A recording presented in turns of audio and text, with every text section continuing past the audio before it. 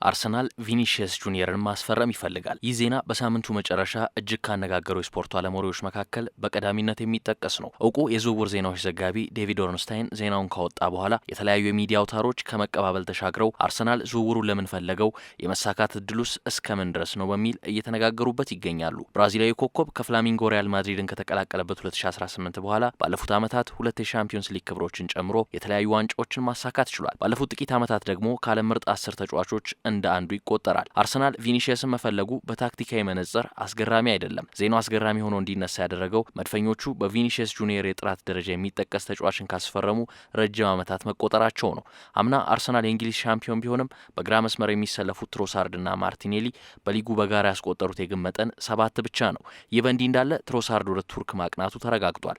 ምንም እንኳን አርሰናል ክሪስቶስ ዞሊስን ወደ ስብስቡ ቢቀላቅልም በቀኝ መስመር በኩል ያለውን ማጥቃት በግራ መድገም ካለበትና ተገማችነቱን መቀነስ ካስፈለገው እንደ ቪኒሺየስ ጁኒየር ያለ ተጫዋች ማስፈረም ፈጣን መፍትሄን የሚያስገኝ ነው። ማይክ አርቴታ ብራዚላዊን ተጫዋች ሊፈልግ የሚችልባቸው ሁለት የተለያዩ ግን ደግሞ ጠቃሚ ባህሪዎች አሉት። የመጀመሪያው ከአርሰናል ጋር ትከሻ መለካካት ለሚሻ ቡድን ከተከላካዮች ጀርባ የሚተውን ክፍተት ምህረት የለሽ በሆነ መንገድ በመጠቀም የሚታማ ተጫዋች አለመሆኑ ነው። ከኳስ ጋር ያለው ፍጥነትና ከጀርባ የሚተው ክፍተቶችን የሚያነፈንፍበት አቅሙ ለየትኛውም ተጋጣሚ እንቅልፍ የሚነሳ ነው። በሁለተኝነት ደግሞ ኳሱን ሰጥተው ወደ ራሳቸው ሳጥን ተሰብስበው ለሚከላከሉ ክለቦች ተጫዋች በመቀነስና ድሪብል በማድረጉ ረገድ ከሚደነቁ የመስመር ተጫዋቾች ምርጡ እንኳን ባይሆን ከምርጦቹ አንዱ ነው። በታክቲክ ጉዳዮች ለመድፈኞቹ ተስማሚ ተጫዋች መሆኑ ጥያቄ ውስጥ አይወድቅም ካልን ዝውውሩ ሊሳካ ይችላል ወይ የሚለው ቀጣዩ ጥያቄ ነው።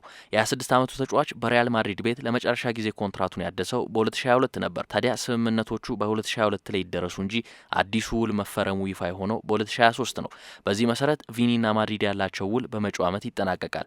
ታዲያ በዚህ ክረምት መስማማት ካልቻሉ ሪያል ማድሪድ ከቪኒሺየስ ጁኒየር ዝውውር ምንም ገንዘብ ሳያገኝ በመጪው ዓመት ተጫዋቹን ለማጣት ይገደዳል። ቪኒሺየስን በነጻ ከማጣት ደግሞ እሱን ለመሸጥ ትክክለኛው ጊዜ አሁን ነው ብሎ ሊያስቡ እንደሚችሉም ይገመታል። እንደ ስካይ ስፖርት መረጃ ከሆነ ዦዜ ሞሪኒዮ ቪኒሺየስን ማጣት አይፈልጉም። ምንም እንኳን በክለብ ውስጥ ግራ መስመርን ወደው የሚጫወቱ ከዋክብት ተጫዋቾች ቢኖሯቸውም ሁሉንም ለመጠቀም መፍትሄ እንዳላቸው ይገመታል። ቪኒሺየስም ቢሆን በሪያል ማድሪድ መቀጠልን ጠልቷል ተብሎ አይታሰብም። ሁለቱ አካላት መካከል ስምምነት ላይ እንዳይደረስ ያደረገው የደሞዝና የጥቅማ ጥቅም ጉዳይ ነው። የስፔኑ የሚዲያ አውታር አስ በሁለቱ አካላት መካከል የሚደረገው ድርድር ቪኒሺየስ ከረፍት ሲመለስ ይቀጥላል የሚል ዘገባን አወጥቷል። እንደ መረጃው ከሆነ ተጫዋቹ ስለ ወደፊቱ ውሳኔ ላይ ከመድረሱ አስቀድሞ ከማድሪድ አለቆች ጋር በመቀመጥ በቀጣይ ፕሮጀክት ላይ ያለውን ቦታ መገንዘብ ይፈልጋል ተብሏል። ከአንድ ዓመት በፊት የክለቦች ዓለም ዋንጫ ከመጀመሩ አስቀድሞ ቪኒሺየስም ከፍተኛ የደሞዝ ጥያቄውን አስተካክሎ ሪያል ማድሪድም የተሻሻለ ደሞዝ አቅርቦ ልዩነታቸው ቢጠብም በነበረበት ትተውት እዚህ ሁኔታ ላይ መገኘታቸውም ተጠቁሟል። የስፔን እግር ኳስ አዋቂ ነው የሚባለው ቴሪ ጊብሰን በበኩሉ ለስካይ ስፖርት በሰጠው ቃል ቪኒሺየስ አሁን በሪያል ማድሪድ ዓመታዊ 15 ሚሊዮን ዩሮ ክፍያ እንደሚያገኝ በመጥቀስ ሪያል ማድሪድ 20 ሚሊዮን እንዳቀረበ ተጫዋቹ ደግሞ 30 ሚሊዮን እየጠየቀ እንደሚገኝ አስታውቋል። መረጃው ልክ ከሆነ ራሱ ጊብሰንም እንደሚለው ይህንን የ30 ሚሊዮን ዩሮ ዓመታዊ ወይም የ550 ሺህ ዩሮ ሳምንታዊ ደሞዝ የሚከፍለው የእንግሊዝ ክለብ ይኖራል ብሎ ማሰብ እንደ እብደት የሚቆጠር ነው። ሪያል ማድሪድ የአንዲዮ ማንዴን ለማስፈረም መቃረቡ ቪኒሺየስ ከማድሪድ እንዲወጣ ሊያደርገው ይችላል የሚሉ ሪፖርቶችም ይደመጣሉ። አርሰናል የግራ መስመር ችግር እንዳለበት ሁሉ ማድሪድም ለቀኝ መስመር ደዌው ያመጣው መድኃኒት ነው የሚለው ግን የበለጠ ያስማማናል። በመጨረሻ አንድ ነገር ማለት ይቻላል።